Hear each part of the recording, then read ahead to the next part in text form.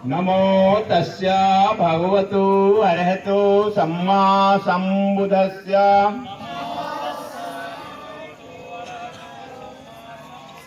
बुद्धं शरणं गच्छामि धम्मं शरणं गच्छामि संघं शरणं गच्छामि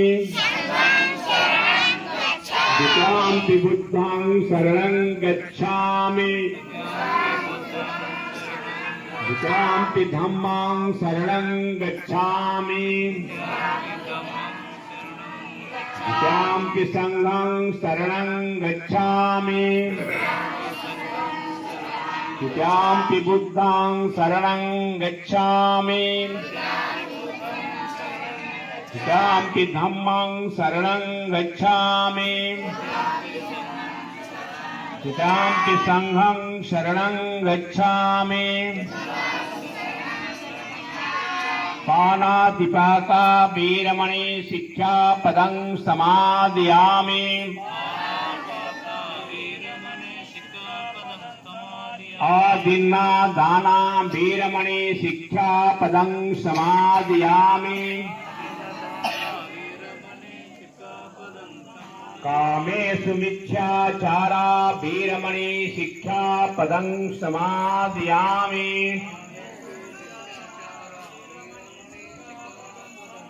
मूषावादा वीरमणि शिक्षापदं समादयामि सूरा मीर्यमय्युपमादुठाना वीरमणि शिक्षापदं समादयामि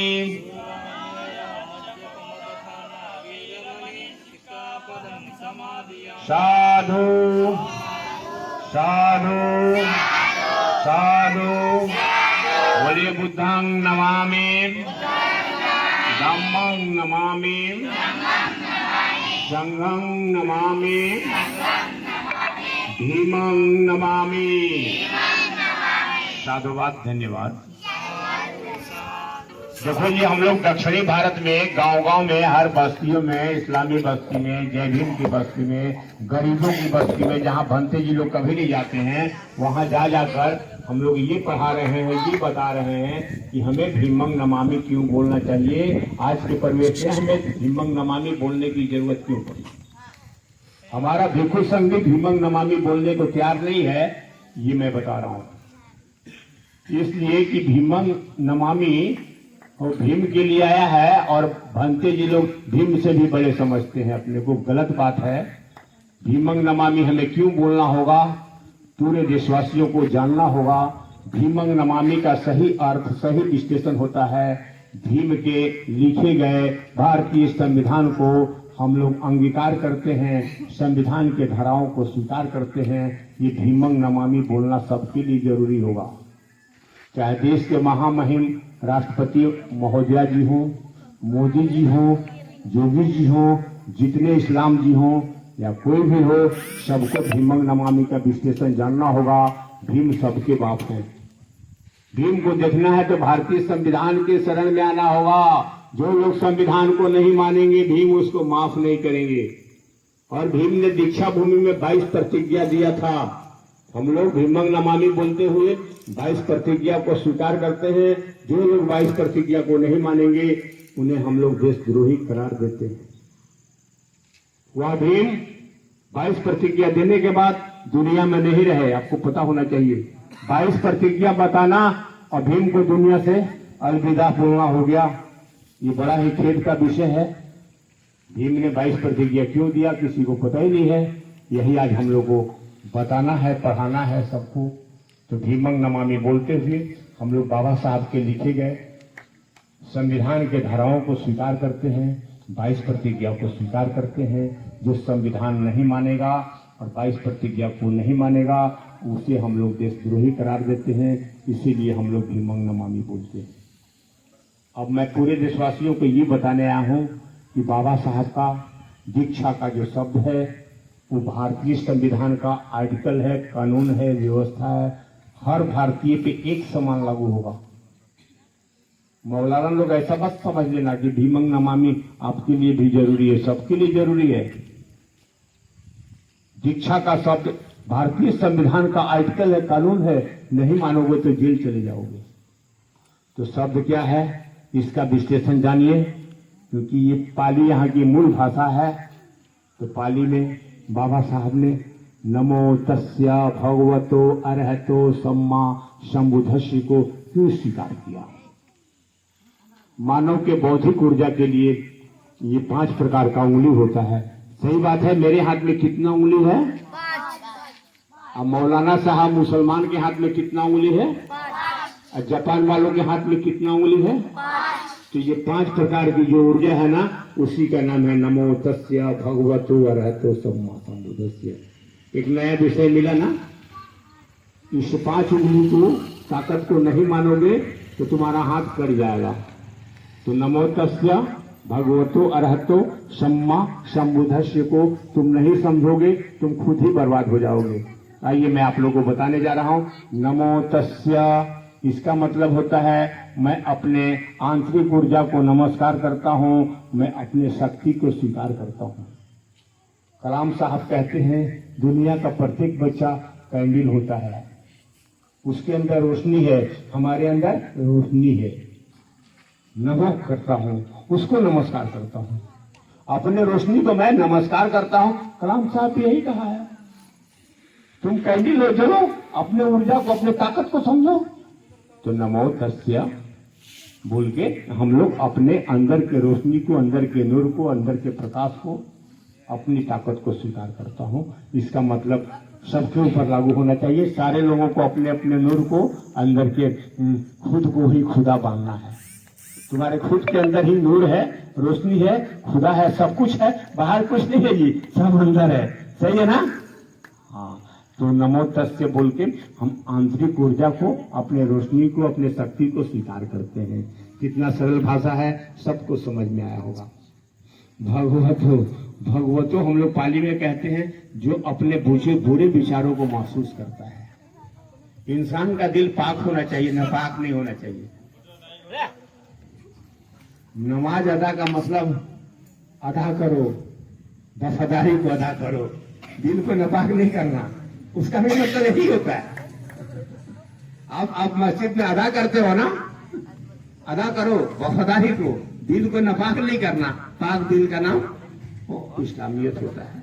मैं दोनों तरफ बता रहा हूं, कोई अंतर नहीं है। तो भगवतो यही कहता है अपने गलत विचारों को महसूस करो। अब मैं संत कबीरा का नाम लेना चाहूंगा। संत कबीरा का पोषण पालन एक मुसलमान के घर में हुआ था। अब बाबा साहब ने उनको अपना गुरु मान लिया। सही है ना? तो यही कहते हैं कबीरा, बुरा देखन जो मैं चला, बुरा मिलिया न कोई, जो दिल झांका अपना, मुझसे बुरा न कोई। इंसान अपने अपने गलती को, बुराई को देखे तो बुराई अपने आप ही खत्म हो जाएगा। तो अपने बुराई को देखने की जो हमारे अंदर क्षमता है, क्रोध, मोह, माया खत्म कर दो, बुराई को ही खत्म कर दो, इसको बोलते हैं भगवतो। अरहतो का मतलब होता है अपने मार को स्वयं मारने की क्षमता रखो। बुद्ध ने अपने मार को स्वयं ही मार लिया। अब फिल्मी दुनिया में आएंगे, एक लड़की है, एक लड़का है। लड़की बोलती है मैं हूं शम्मा, तू है परवाना, मुझसे पहले तू जल जाएगा। तो ये तुम्हारे पास शम्मा है, रोशनी है, देखने की नजरिया है, अगर ये गलत हुआ तो तू मुझसे पहले जल जाएगा। अपने ही सम्मा से, अपने ही ज्वाला से, अपने ही मस्ती से तुम भी जल जाओगे। कब? जब आंख के रोशनी को सही नहीं करोगे तब। तो ये बोलते हैं सम्मा। और संबुद्धस्य का मतलब चित्त को प्रसूत करना, अपने दिमाग को पाक करो, नापाक मत रहना, और इसको बोलते हैं चित्त को प्रसूत करो। यही 5 प्रकार की ऊर्जा है, हर इंसान को समझना चाहिए। 5 ऊर्जा इंसान का एक होता है। तो बुद्ध का सूत्र क्या कहता है? अत्यदीपो भव, तुम अपने प्रकाश से स्वयं प्रकाशित बनो। इसी बात को बाबा साहब ने भारतीय संविधान की किताब पे आर्टिकल बनाया है, चित्रण किया है। उस चित्रण को हम लोग क्या कहते हैं? अशोक स्तंभ। सुनो ध्यान से, भारतीय संविधान की किताब पे क्या है जी? राष्ट्रीय चिन्ह है, उस चिन्ह पे 4 शेर बने हुए हैं। 4 शेर का मतलब शेर आदिवासी राजा होता है। शेर कभी ईश्वर को नहीं मानता, अपने ताकत को मानता है। इसको 4 वाक बोलते हैं। 4 का मतलब 4 दिशाएं, वाक का मतलब अपने आवाज को, अपने गर्जन को, अपने विचारों को, अपने कला और विद्याओं को चारों दिशाओं में फैला दो। ये सम्राट अशोक ने किया था, 4 शेर अंकित किया। इस पे कलाम साहब ने आर्टिकल लिखा है जी। मैं बोला ना, मैं कलाम साहब का अनुयायी हूँ। जब इस देश ನಮ್ಮ ಬಾಬಾ ಸಾಹೇಬ್ ಅಂಬೇಡ್ಕರ್ ಭವನಕ್ಕೆ ಆಕಾಂಕ್ಷಿ ಬಂತೇಜಿ ಗುರುಗಳು ಕಾರ್ಯಕ್ರಮ ನಡೆಸಿಕೊಟ್ಟಿದ್ರು. ಈಗ ಸಂತೋಷ ಒಂದ್ ಕಡೆ ಆದರೆ ಬೇಸರ ಸಂಗತಿ ಒಂದ್ ಕಡೆ ಆಗಿದೆ. ನಮ್ಮ ಮಕ್ಕಳು ಶಿಕ್ಷಣದ ಜೊತೆ ಸಂಸ್ಕಾರ ಏನಿದೆ ಅನ್ನೋದೊಂದು ನೇರ ಸಂದರ್ಶನ ಅಂತ ಇಲ್ಲೇನು ಟೆಸ್ಟ್ ಅವರಿಗೇನು ಎಕ್ಸಾಮ್ ನಡೆಸಲಿಲ್ಲ, ಸುಮ್ಮನೆ ಕಾಮನ್ ಕೆಲವೊಂದು ಕ್ವಶನ್ಗಳನ್ನು ಅವನಿಗೆ ಪ್ರಶ್ನೆಗಳನ್ನು ಕೇಳಿದಾಗ ಆ ಪ್ರಶ್ನೆಗೆ ಉತ್ತರ ಸರಿಯಾಗಿ ಮಕ್ಕಳಲ್ಲಿ ಸಿಗಲಿಲ್ಲ. ಹಿಂದಿ ಕೆಲವರು ಕನ್ನಡದಲ್ಲಿ ಕೇಳಿದ್ರೆ ಅವರು ಹೇಳ್ತಿರೋ ಏನೋ ಗೊತ್ತಿಲ್ಲ, ಬಹುತೇಕ ಹೇಳ್ತಿರು. ಆದ್ರ ಬಂತೇಜಿ ಗುರುಗಳು ಹೇಳೋದು ಮಾತು ಏನಪ್ಪಾ ಅಂದ್ರ, ನಾವು ಬಾಬಾ ಸಾಹೇಬ್ ಅಂಬೇಡ್ಕರ್ ಅವರು 9 ಭಾಷೆಗಳನ್ನು ಬರ್ತಿದ್ವು. ಆ 9 ಭಾಷೆಗಳನ್ನು ನಮಗೆ ಬೇಡ, ನಮಗೆ ಬಂತೇಜಿ ಗುರುಗಳು ಹೇಳಿದ ಹಾಗೆ ಅದು ನಮ್ಗದು ನೆನಕಲಾರ್ದ ಮಾತು. ಆಕಾಶ ಭೂಮಿ ಒಂದುಗೂಡಿಸ್ಲಿಕ್ಕೆ ಹೆಂಗ್ ಸಾಧ್ಯ ಇಲ್ಲೋ ಹಾಗ ಆಗಲ್ಲ. English, Hindi, Kannada 3 language at least ನಮ್ಮನ್ನು ಬರಬೇಕು ಅಂತ ಹೇಳಿದ್ದಾರೆ. ಬಂತೇಜಿ ಅವರು ಹಿಂದಿಯಲ್ಲಿ ಹೇಳಿದ್ರು. ಏನ್ ಹೇಳಿದ್ರಪ್ಪ ಅಂದ್ರೆ, ಅವರು ನಮ್ಮ ಮಕ್ಕಳು ಸರಿಯಾದಂತ ಒಂದು ಶಿಕ್ಷಣ ಕೊಡದೇ ಇದ್ರ, ಸಂಸ್ಕಾರ ಕೊಡದೇ ಇದ್ರ, ನೀವ್ ಎಷ್ಟು ಕೋಟಿ ಆಸ್ತಿ ಗಳಿಸಿದ್ರೇನು, ಮನಿ ಕಟ್ಟಿದ್ರೇನು, ಹೊಲ ಇದ್ರೇನು, ನೀವು ಒಂದ್ ದಿವಸ ಅವೆಲ್ಲವನ್ನು ಮಾರ್ಕೊಂಡು ಹೋಗುವಂತ ಮಕ್ಕಳು ಆಗ್ತಾರ. ಅದಕ್ಕೆ ಆಗ್ಲಕ್ಕ ಅವಕಾಶ ಮಾಡಿ ಕೊಡ್ಬೇಡ್ರಿ ಅಂತ ಹೇಳಿದ್ರು ಅವರು. ಇದು ಕನ್ನಡದಾಗ ನಿಮಗ ಹಿಂದಿದ ಕೆಲವ್ರಿಗೆ ಅರ್ಥ ಆಗೈತಿ, ಕೆಲವ್ರಿಗೆ ಆಗಿಲ್ಲ. ನಾ ಕನ್ನಡದಾಗ ಹೇಳತ್ತೀನಿ. ಅದಕ್ಕೆ ನಮ್ಮ ಮಕ್ಕಳಲ್ಲಿ ಸರಿಯಾದ ಒಂದು ಸಂಸ್ಕಾರ ಶಿಕ್ಷಣ ಕೊಟ್ಟಿದ್ದಾದ್ರೆ ಮಕ್ಕಳು ಭವ್ಯ ಭಾರತದ ನಿರ್ಮಾತ್ರ ಆಗ್ತಾರ ಅಂತ ಹೇಳಿ ಬಂತೇಜಿ ಅವರು ಹೇಳಿದ್ರು. ನಾ ಇನ್ನಾಗ ಒಬ್ಬರನ್ನ ರಿಕ್ವೆಸ್ಟ್ ಮಾಡಿದೆ, ಸಚಿನ್ ಕಾಂಬ್ಳೆ ಇದೆ, ಅವರು ಬಂತೇಜಿ ಹಿಂದಿಯಲ್ಲಿ ಹೇಳ್ತಾರ, ನೀ ಕನ್ನಡದಲ್ಲಿ ಟ್ರಾನ್ಸ್ಲೇಷನ್ ಮಾಡಪ್ಪ ಅಂತ ಹೇಳಿದೆ. ನಿನಗೆ ಹಿಂದಿ ಬರ್ತಾವು, ಕನ್ನಡದಾಗ ನೀ ಹೇಳ ಅವ್ರಿಗೆ, ಎಲ್ಲಾರನ್ನ ನಮ್ಮನ್ನು ಒಳಗೊಂಡು. ನಮಗೂ ಹಿಂದಿ ಬರಂಗಿಲ್ಲ, ಸ್ವಲ್ಪ ಸ್ವಲ್ಪ ಬರ್ತಾವ. हमको भी हिंदी नहीं आता सर, समझते बातें करने को नहीं आता। हाँ, ये प्रॉब्लम है क्या? तो करने तो थोड़ा कार्यक्रम नियोजन करता क्या चुका तो थोड़ा माफ करना। नहीं चुका कुछ नहीं। हाँ सर, अच्छा लगा ना कार्यक्रम? अच्छा लगा सर, कार्यक्रम बहुत अच्छे हुए हैं। तुमको साधुवाद, साधुवाद, शुक्रिया। साधु साधु साधु। बहुत अच्छा, ताली बजाइए आप। ಏನು ಹುಡುಗರು ಕರ್ಸಿ ಎಲ್ಲ ಸಂದರ್ಶನ ಮಾಡಿ ಸರ್ ಅವರು ಬಂದಿದ್ರು. ನಮಗೊಂದು ಏನು ತಿಳ್ಕೊಬೇಕಪ್ಪ ಅಂದ್ರೆ, ನಾವು ಮಕ್ಕಳಿಗೋಸ್ಕರ ಆಸ್ತಿ ಮಾಡಬಾರ್ದು, ಮಕ್ಕಳನ್ನೇ ಆಸ್ತಿಗಳಾಗಿ ಮಾಡಬೇಕು. ಈಗ ನೀವು ಎಷ್ಟು ಎಂತೆಂತ ದೊಡ್ಡ ದೊಡ್ಡ ಮನೆ ಕಟ್ಟಿ ಏನಿಲ್ಲ, ಏನಪ್ಪ ಹುಡುಗರಿಗೆ ಬಂದ ಒಂದೆರಡು ಸ್ಪೆಲ್ಲಿಂಗ್ ಹೇಳೋದಾಗಲೇ ಇದೆ. ಅಂದ್ರೆ ನಾವು ಏನು ಕಲಿಸುತ್ತೇವೆ ಮಕ್ಕಳಿಗೆ ಖರೆ ಹೇಳ್ಬೇಕಂದ್ರೆ ನಮ್ಗ ಆ ವಯಸ್ಸಿನ ಬರ್ತಿತ್ತು ಗೊತ್ತಿಲ್ಲ. ಬಟ್ ನಾವು ನೋಡ್ದಕ್ಕೆ ಹೆಂಗೆ ಅನಿಸ್ತು ಅಂದ್ರೆ, ಹುಡುಗರು ಏನು ಕಲಿತೋಣ ಅವ್ರು ಹೇಳೋ ಒಂದು ಮಾತು, ಒಂದು ಲೋಕ ಕುಚ್ಚು ಬಾತ್ ಕರೆ. ಇಲ್ಲಿ ಮಕ್ಳು ಏನು ಬೆಳೆಯಲತ್ತಾರ ಅಂದ್ರೆ 10ನೇ ಮುಗಿತಾನ ಸಾಕು ಚಟಕ್ಕೆ ಬೆಳತ್ತಾರ. ನಾವಾದ್ರೂ ಬಂದು ನೋಡ್ಲತ್ತೀವಿ ಇಲ್ಲಿ ಏನು ಹುಡುಗರು ಯಾವ ನೋಡ್ದಕ್ಕೆ ಹೈಸ್ಕೂಲ್. ಬಟ್ ಏನಂದ್ರ ಆ ಥರ ಆಗಬಾರ್ದು. ದೊಡ್ಡವರು ಗುರಿ ಹಿರಿಯರು ತಿರ್ತೀರಿ ಊರಾಗ, ಸ್ವಲ್ಪ ಹುಡುಗರು ನೋಡಿ. मैं क्या बोलता हूँ कि बच्चों के लिए क्या वो आस्ती मत बनाओ, वो बच्चों को ही आस्ती बनाओ, ऐसे मैं बोलता हूँ। अच्छे संस्कार दिलाओ उनको, अच्छे से पढ़ाओ। दिन में 8 घंटे काम करो और 1 घंटा बच्चों को दो। नहीं तो तुमको सिखाना नहीं आए तो उसको, उन लोगों को थोड़ा संस्कार दिखाओ, कैसे रहना है, कैसा बात करना है, कैसे लोगों के पास जाना है, कैसे झुक के बात करना, बड़ों को संस्कार से बात करना, ऐसे सिखाना चाहिए। सब लोग बच्चों को ख्याल रखना चाहिए। ठीक है, बहुत अच्छा, बहुत अच्छा। और कोई बोलेंगे सर? पीछे से बोलेंगे क्या कोई? बोलेंगे थोड़ा सा सब तो भैया बैठो ना, ध्यान दे, बैठो ना। बोलेंगे क्या पीछे से कोई?